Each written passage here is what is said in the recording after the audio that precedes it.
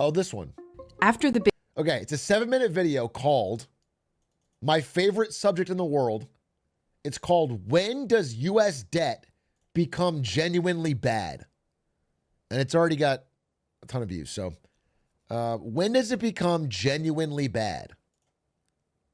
7-minute video. I want to know. When is it actually bad? After the big tariff announcement, something happened that shocked economists. And it wasn't the stock market dropping. It was the value of the dollar dropping. Usually in times of market turmoil, it increases because investors... Everyone, just make sure if you have all of your money in dollars to diversify into either, you could do precious metals or you could do Fortnite V-Bucks. Okay? Either one. Fortnite V-Bucks will hold their value. You can have, but you need to have something that is not the American dollar as it weakens. Crypto is a great example. Crypto. CS skins. Yes. Dogecoin. Yes. Trump coin. Yes.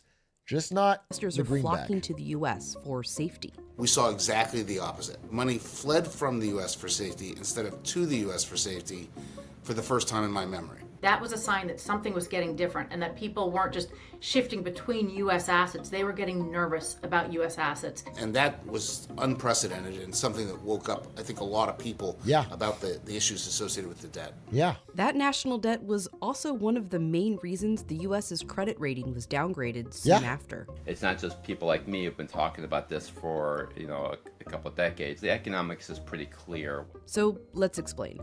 If the national debt is concerning, when do we have to be seriously worried about it? But first, here's what the debt even is. Congress spends more than it brings in through tax revenue. For 20 years, we've had a budget deficit. Okay. 2024's $1.8 trillion deficit was added to the combined deficits from the past years. This is the total running national debt. I can't believe this is the last time right here. The only time in my entire life they didn't run a deficit was like 2 years at the end of the 90s. And then George Bush said, nah. Nah, dude. That shit's gay. That is so gay. And then he's like, we're going to have a war. We're going to have tax cuts. We're going to have... Bush said, yeah, watch this drive, and just fucking golf swing. Damn, dude. Yeah, 9/11 really did a fucking number, huh?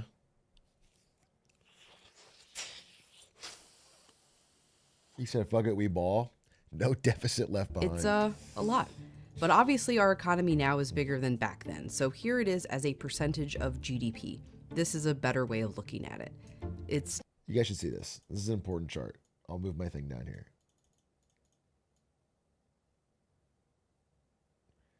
So we haven't had debt to GDP this high since the middle of World War II. We have World War II level debt as if we are fighting a global war, but we are supposedly in good times.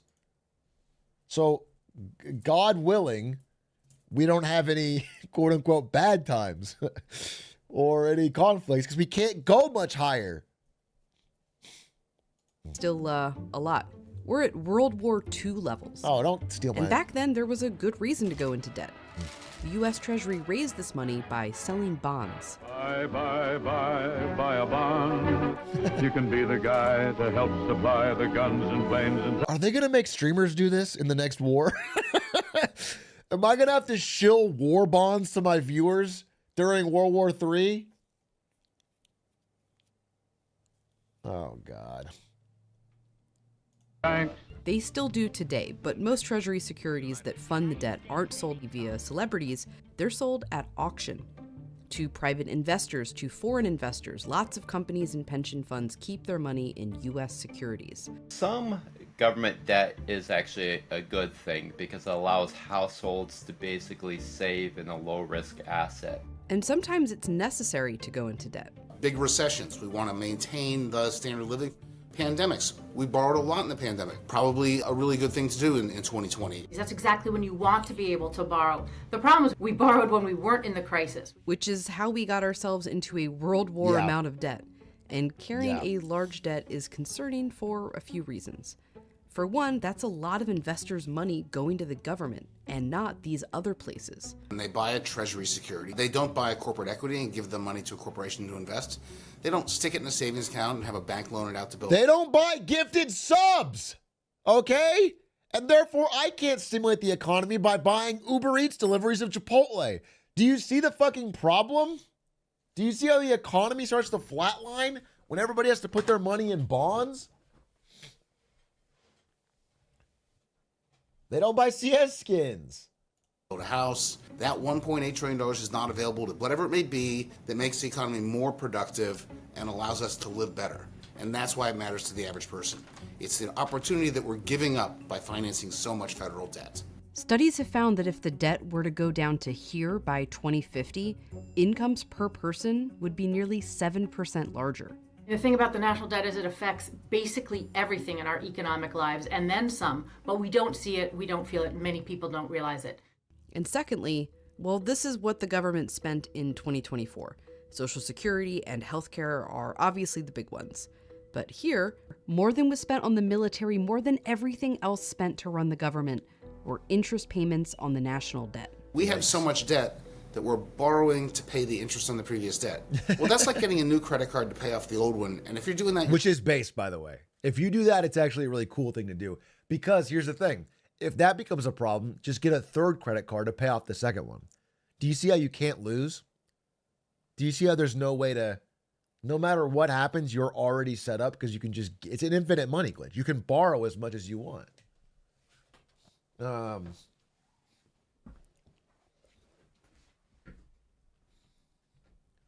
Just get the government to bail you out. Get a debt big enough and they will. you're in trouble. So right now, if interest rates go up just 1 percentage point more than they're expected to, it adds about $300 billion in borrowing a year. So if some Chump debt change. is good, but too much debt can be bad, when does it become bad, like unsustainable bad? If the publicly held debt goes above roughly 175% of GDP, things get pretty hard at that point, and 200% is really the drop dead limit. And the reason why is This guy's like one of those climate scientists that keep saying, like, we better figure it out soon. Everything that I've read says once you hit 120% debt GDP, it's fucking over. Like, that's like where we're at. I don't know if it needs to go to 175. All I've seen is once you hit 120, you can't go back. No one's gone back. No one breaks above 120 and then figures it out. once you hit that limit, you couldn't possibly raise taxes enough at that point to meet the interest payments. That's the Greek-Portugal meltdown scenario. And when that happens, number one, usually your economy's not in very good shape, so it's not generating a lot of income, so you can't tax it, you can't pay the debt. Suddenly your interest rates go way up because the borrowers want their money back. No one can afford anything. You get a recession on top of everything else. You're having to raise taxes to pay off the borrowers who are demanding their money. They don't care how you're doing. And it's a really, really bad situation, and one that should be avoided because it can be avoided. Because once you're in there, there are no good choices.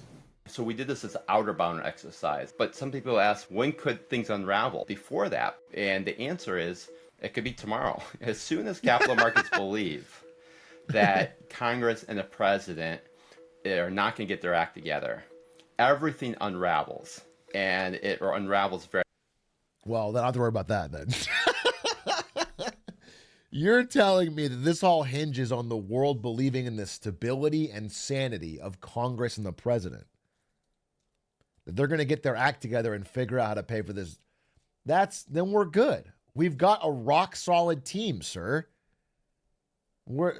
They're stable. They're genius. We're good. We're fucking safe. I would not be worried at all.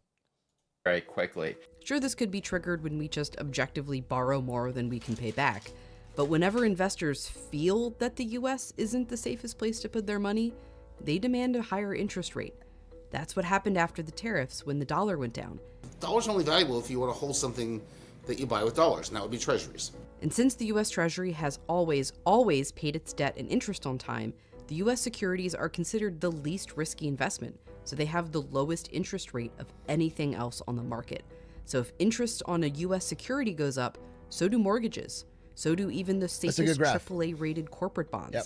Everyone in this market is affected. It ripples through the entire economy. If the U.S. is riskier to loan to, then your mortgage in the U.S. has to be even higher of a rate.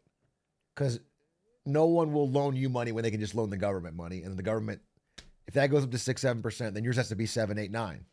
That's how it goes. So, yeah, that is a knock-on effect of the U.S. becoming a riskier place to park your money. 7 to what to 9? Yeah. Economy in ways that hurts all of us. If this happened on a larger scale and interest rates really went up for everything, it could spiral into a fiscal crisis. Nah. The problem with a debt crisis is that once it happens, you can't just debt your way out of it. We might be able to borrow during the next crisis. All we know is we have First of all, watch us. First of all, fucking watch us. We have and we will. You can't stop us. All right?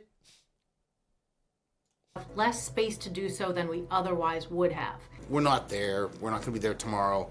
But, you know, I always tell people, look, there's no point in finding out how long the world will wait. Let's not run the experiment. Let's just fix the problem and avoid the crisis. Okay, how? How can the national debt be fixed? Some policymakers argue if the US economy does better, we can basically grow our way out of it.